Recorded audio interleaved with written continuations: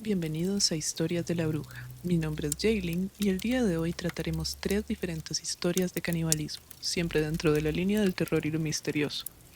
Estas historias han sido adaptadas a diferentes formas, incluidos libros, películas, series e incluso un musical.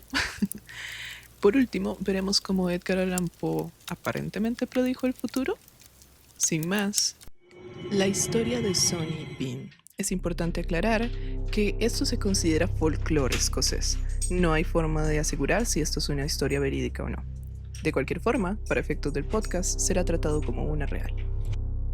La historia comienza en la región de Galloway, donde la más grande familia caníbal que se ha registrado vivió por más de 25 años aterrorizando a mercaderes y viajeros.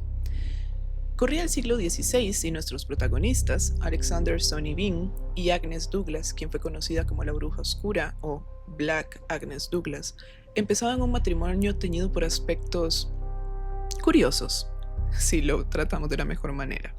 Sonny era hijo de un panadero o jardinero, depende de la fuente que veamos, porque, como mencioné al inicio, esta historia es un poco más folclore, entonces no existe una versión real o una versión sintetizada de los hechos. Vamos a encontrar diferentes narraciones por diferentes personas. Pero fuese panadero o jardinero su padre, la verdad es que este detalle no importa. Al intentar Sonny seguir los pasos de este, logró descubrir que el trabajo definitivamente no era lo suyo. Por su parte, su esposa Agnes era la bruja del pueblo, y durante este tiempo fue acusada de hacer varios rituales que involucraban sacrificios humanos, además de haber vendido su alma al diablo, por lo que no era muy querida dentro del pueblo. Sin embargo, esto no iba a ser el principal problema. El principal problema iba a ser la falta de alimento que provocaba Sonny al no querer ni buscar un trabajo, ni aceptar un trabajo. Por razones que no conocemos, pero que podemos intuir, la pareja decide irse. Buscan un nuevo lugar y el camino los llevó a la costa de Ayrshire. Aclaración, intenté buscar cómo se pronuncian todos los nombres. En buena teoría esta es la forma como se hace, pero si estoy cometiendo algún error, por favor déjenmelo saber. Prosiguiendo. Los llevó a la costa de Ayrshire, donde descubrieron una cueva que solo era accesible durante la marea baja, de unos 180 metros y bastante seca. Tengo que agregar que tiene una muy bonita vista al mar, si creemos la historia y vemos algunas de las fotos del lugar que se supone que es. En este lugar la familia se estableció y el buen Sonny descubrió que robar era muchísimo más fácil que trabajar. El problema de la familia, sin embargo, se mantuvo. Seguían sin tener que comer. Sonny podía robar, sin embargo, no habían vendedores, granjeros, algún lugar en donde sembrar, nada cerca. Fue entonces cuando al patriarca de la familia se le ocurrió una forma bastante económica de solucionar sus problemas. La familia empezó a alimentarse de sus víctimas. Era un crimen perfecto. Les robaban, se alimentaban y no dejaban testigos que pudieran hablar de las aberraciones que ocurrían en la cueva. Con el tiempo, la familia llegó a tener 8 hijos y 6 hijas, además de 18 nietos. Todos estos productos del incesto entre sus hijos y, se cree, entre ellos con sus descendientes. La familia se convirtió en una tribu cazadora. Por las noches atacaban a sus víctimas sin dejar rastro, lo que dio inicio a una cacería de brujas en los pueblos cercanos para dar con los asesinos y culpables de lo que se estima fueron más de 1000 desapariciones en un lapso de 25 años. Sin embargo, el escondite era perfecto. Encontrarlos era imposible, y poco a poco, en los pueblos cercanos, la historia se fue difundiendo, lo que hizo que varias personas terminaran en la hoguera o quemadas en estacas por crímenes que la familia había cometido. Todo parecía el crimen perfecto, hasta que una noche, aproximadamente 25 o 27 años después de que Agnes y Alexander se asentaran en la gigantesca isla, una pareja de una comunidad cercana fue atacada en el camino. El esposo, quien había sido entrenado militarmente, logró defenderse con pistola y espada mientras veía cómo arrastraban a su esposa abajo del caballo y hacia la cueva, donde enfrentaría el mismo destino de cientos de personas antes. El hombre sobrevivió y fue socorrido por un grupo de personas que venían unos kilómetros atrás. La familia Sonny logró huir del lugar rápidamente, conocían el terreno y lograron hacerse con la suya. Sin embargo, el hombre que había sido atacado no descansó hasta que su historia fue escuchada. Se dice que incluso llegó a los oídos del rey James VI de Escocia, al menos si intentamos que el gobernante coincida con la época, quien dispuso un grupo de 400 hombres con perros para que registraran el área. Si bien los humanos no habían podido dar con ellos, los sabuesos sí pudieron dar con el olor a putrefacción intenso que salía de la cueva, lo que logró guiar a toda la comitiva hacia una asquerosa escena. En este punto hay dos versiones de los acontecimientos. La primera versión dice que el clan fue capturado vivo, los llevaron a la cárcel, los juzgaron y todos fueron asesinados, los hombres en la horca y las mujeres quemadas junto con los niños. Se dice que Sonny gritó antes de morir: "Esto no ha terminado, esto nunca terminará". La segunda versión dice que al dar con la cueva y ver a los niños jugando con partes humanas, con dientes tallados en pequeños dados y pies usados como pelotas, los 400 hombres decidieron quemar pólvora en la entrada de la cueva, ahogando a todo el clan dentro. Hay otra historia referente a este clan. Se cuenta de una hija que logró escapar de las atrocidades a las que sus padres los cometían y que llevó una vida serena en el pueblo cercano de Girvan. En este lugar es conocida por haber sembrado un árbol que se llama The Hairy Tree o el árbol peludo o una mala traducción. Lo importante de este árbol es que tras la captura o muerte de su familia su identidad fue revelada al pueblo. Suponemos que porque sus propios padres fueron quienes la revelaron. Los locales del pueblo, quienes habían sido sus amigos, enojados por todo el engaño y además por, ser parte del clan caníbal, decidieron tomar las acciones en sus propias manos y la colgaron del cuello de una de las ramas del árbol que ella misma había sembrado años antes. Esto concluye la historia del clan caníbal, pero no concluye las referencias en el cine, música y escritura que el clan ha tenido. Ha sido una inspiración para la película The Hills Have Eyes o Las Colinas Tienen Ojos. Attack on Titan, un anime excelente por cierto, cuenta la historia de un clan caníbal que capturó dos titanes llamados Sonny y el otro Bean. Off-Season, un libro de horror, está inspirado en la historia. Además, existen varios cómics que usan a posibles descendientes como sus protagonistas. ¿Qué opinan de la historia de Sonny, Bean y su familia? ¿Habían escuchado algo similar antes? ¿Tienen más datos de la historia que tal vez dejé por fuera? Déjenmelo saber. La segunda historia de esta noche es la tragedia o el milagro de los Andes.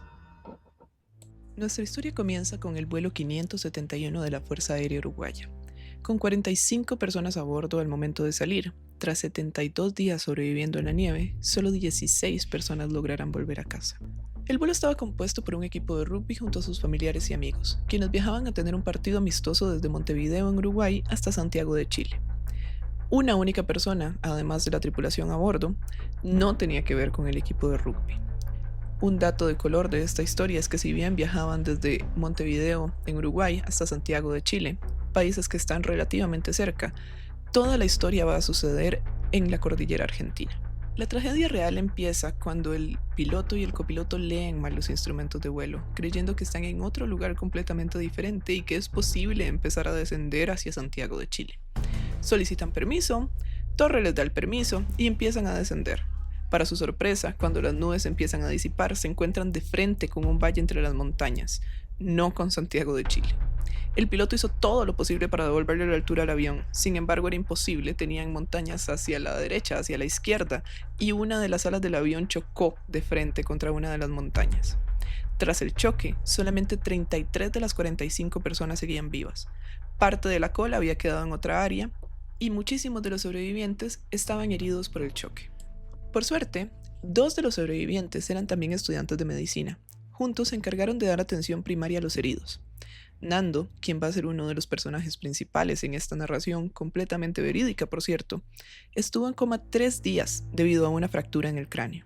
A partir de acá, la narración va a ser prácticamente secuencial de acuerdo al día que transcurre. Sin embargo, cuando se necesiten hacer saltos temporales, voy a dejarles saber. Lo primero que hicieron los sobrevivientes fue, el primer día, encontrar caramelos, vino, mermelada y algunos licores. Es decir, intentaron encontrar comida. Sin embargo, no lograron dar con agua ni con comida real. Racionalizar se volvió algo primordial para todos. Al segundo día de su desaparición, 11 aviones de Argentina, Chile y Uruguay en conjunto salieron a buscar los restos del accidente, pero el avión blanco, en medio de la nieve, fue imposible de ver, aunque lo sobrevolaron varias veces, con los sobrevivientes viendo cómo la posibilidad de rescate les pasaba por encima de la cabeza sin notar que estaban ahí. Intentaron escribir SOS con pintalabio rojo, por ejemplo, cosa que no funcionó porque no tenían la cantidad adecuada para que se viera un letrero desde el cielo. Con el paso de los días, la poca comida que tenían empezó a escasear incluso más. El agua, que si bien podía ser obtenida derritiendo nieve, no los lograba hidratar. Lo único con lo que contaban que los conectaba con la realidad era una pequeña radio que solamente servía para recibir y no para emitir. Fue mediante este aparato que se dieron cuenta que su búsqueda había sido cancelada completamente tras tan solo 8 días. En este momento, uno de los miembros del equipo, Gustavo, instó a sus compañeros a tomar la noticia como algo bueno, porque significa que vamos a salir de aquí por nuestra cuenta.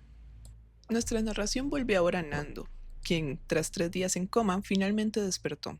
Junto a Gustavo, autor de las palabras que acabamos de escuchar, intentaron hacer que sus compañeros no desesperaran. Sin embargo, esto era una tarea increíblemente difícil cuando podían ver cómo la comida escaseaba, cómo no había agua, cómo incluso habían intentado comer el cuero de los asientos, cosa que solo contribuyó a que les diera dolor de estómago, por no mencionar intentar mantenerse positivos ellos mismos. La hermana de Nando, por ejemplo, estaba tan gravemente herida que murió al 9º día. Para el 10º, 6 personas más habían muerto.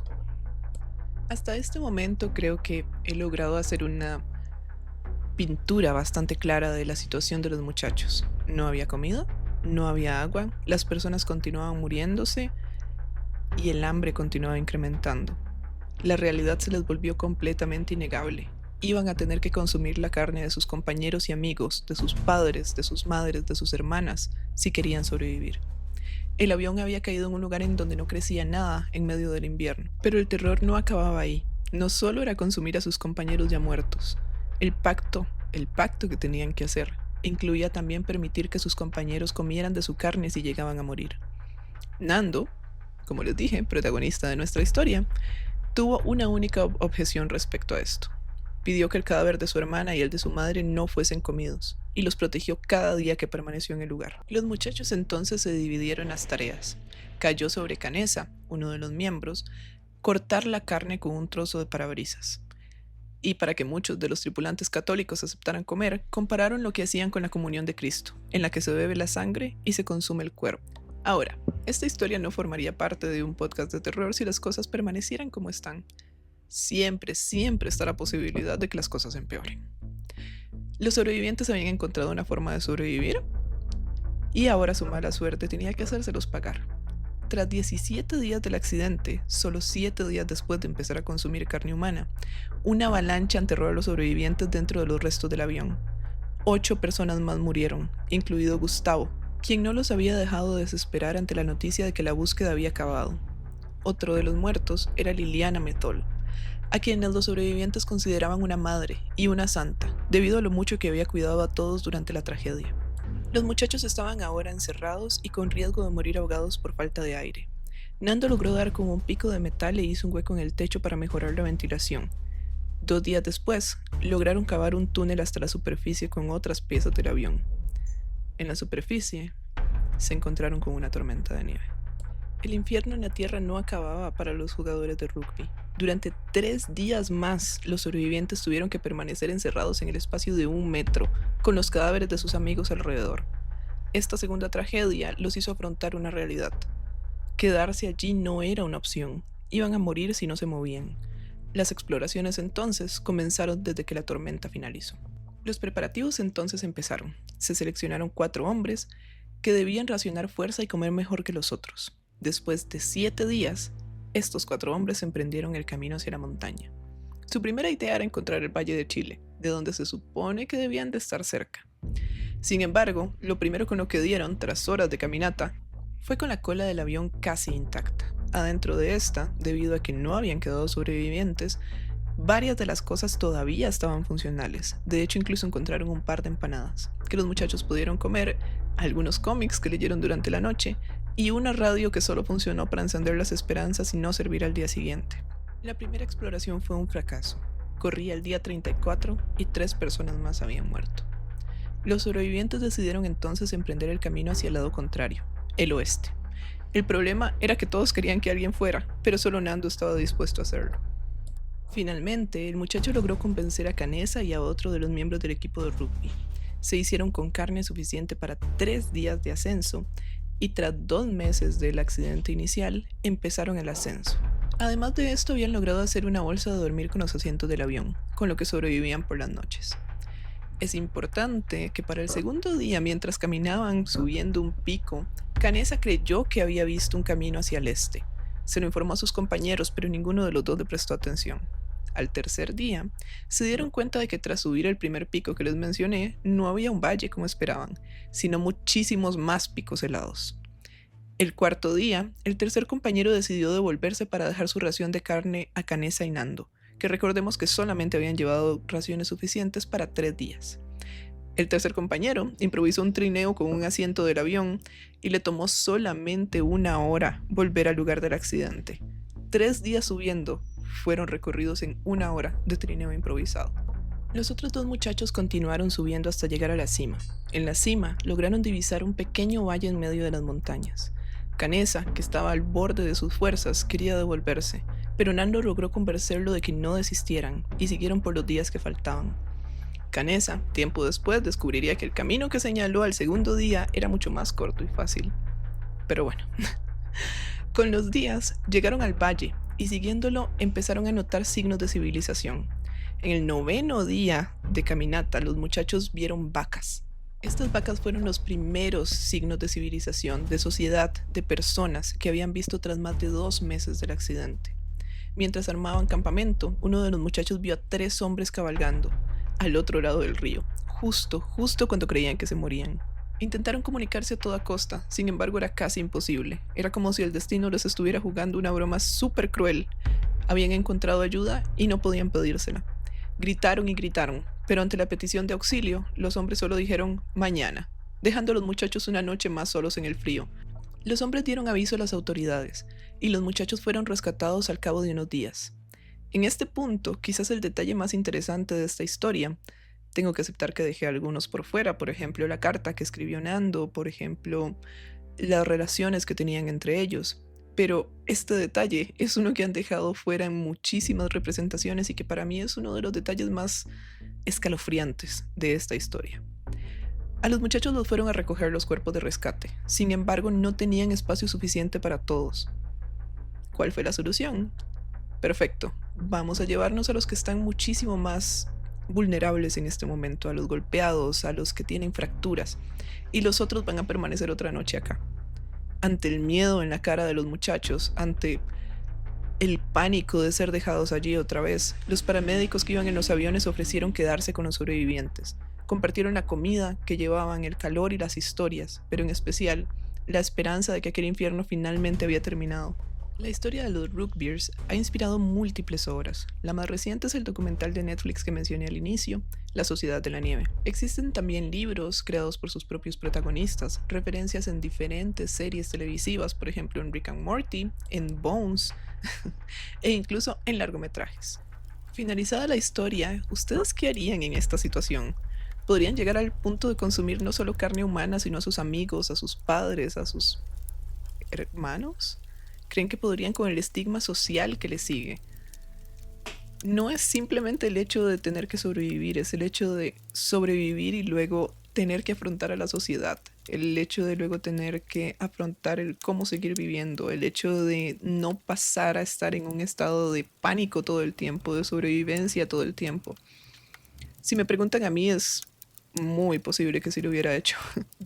Al menos unas 2 personas en mi vida son las únicas que no me comerían. Pero el resto pueden ayudarme bastante a sobrevivir. Con esto llegamos a la última historia de la noche. La historia que de hecho me inspiró a hacer todo este episodio de podcast. ¿Sabían que Edgar Allan Poe puede predecir el futuro? ¿Podía predecir el futuro? Bueno, si no lo sabían, él predijo un caso de canibalismo 46 años antes de que pasara. Esta historia es la que veremos a continuación. La única novela del autor se publicó en 1838. El título de la narración es Arthur Gordon Pym. Y si bien no me voy a detener demasiado a hablar de qué trata el libro, porque es una obra que tal vez algún día podamos leer juntos, a grandes rasgos el libro trata sobre un hombre que viaja de polizón en un barco ballenero. Pasan algunos problemas, él incita un motín, entre otras, y finalmente solo quedan 4 tripulantes vivos en el barco. Cuando esto sucede, la comida les empieza a escasear, y poco a poco la realidad se les vuelve innegable. Alguno iba a tener que sacrificarse para que los demás sobrevivieran. Tras una forma algo democrática de escoger el cómo van a decidir quién va a ser la persona que va a ser consumida por los otros. Un hombre bastante joven llamado Richard Parker es el que deciden que debe ser asesinado y el que usan de alimento para sobrevivir. Este es el argumento en general del libro, ¿ok? Recordemos que el libro se publica en 1838.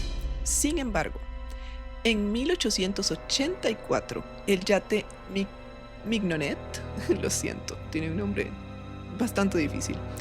El yate Mignonet zarpa con 4 tripulantes de Inglaterra con destino a Sydney, en Australia. Mucho antes de llegar a su destino, el barco naufraga y los 4 tripulantes, tras varios días de intentar sobrevivir con la poca comida que llevaban, se ven enfrentados ante una realidad. Sí, de nuevo, tienen que consumir alguno o perecer los 4 en el mar. Los hombres tomaron la misma decisión que los personajes del único libro de Edgar Allan Poe 46 años después de que fuera publicado. Uno de ellos debía morir para que los demás sobrevivieran. ¿Piensan que esto es lo único que tienen en común? No. La persona que fue consumida tenía un nombre bastante interesante. Su nombre era Richard Parker. Richard Parker fue asesinado y comido por sus compañeros, quienes un tiempo después fueron rescatados y juzgados al respecto. En este punto me gustaría hablar un poco de cómo juzgaron a sus compañeros, tal vez por el hecho de que me gustan mucho las leyes, pero a pesar de que invocaron la ley marina y la necesidad, la ley marina es una ley en la cual ellos dicen que ante la necesidad se puede consumir la carne de otra persona. La ley inglesa determinó que el morir de hambre no era una razón suficiente para justificar el asesinato. ¿Qué opinan ustedes de esto? ¿Es o no una razón para justificar el asesinato? Yo realmente no puedo dar una respuesta. Si les interesan las historias de terror, de fantasmas, de horror, cuentos, todo este tipo de cosas que hace que no podamos dormir bien en la noche, siéntanse en libertad y por favor, consideren seguir al podcast en las diferentes redes sociales, consideren escuchar los capítulos completos, ya que eso ayuda bastante a las métricas y otras, y compártanlo con sus amigos. Muchas gracias, buenas noches y ojalá que no puedan dormir.